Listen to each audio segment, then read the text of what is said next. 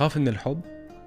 هلا مو قصة بخاف بالحب، بس أنا ما بآمن بالحب، ما بآمن فيه بالمرة؟ يعني مش بالمرة. هلا أكيد حيجي يوم ممكن أآمن بالحب، بس أنا بشوف أنه بهالوقت ما صار حدا يحب حدا عن جد.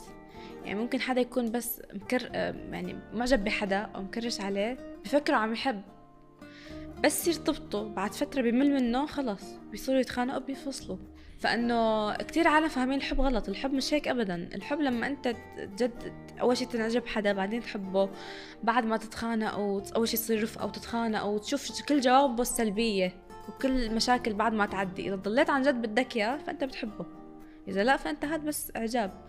فهلا صار كل حدا يحب حدا يا اما لمصاري او لشهره او لمصلحه معينه، او انه بيكون اعجاب. فأنا هاي القصص كلها مش مقتنعة فيها. أنه أنا عندي شغلي، لسه عمري 17 سنة، لسه عندي مستقبل، وأنا الحمد لله بهالعمر وناجحة، لسه بقدر أعمل شيء أكتر.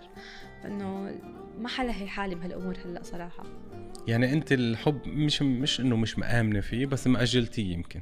ممكن يعني ما بشوف هلأ في حدا بيستحق قمر صراحة. جد يعني شغلي أهم، شغلي أهم، لأنه شغلي الشيء الوحيد اللي حيفيدني أنا لحالي. أنا بدي أكون حالي لحالي، ما بدي أكون بحاجة حدا.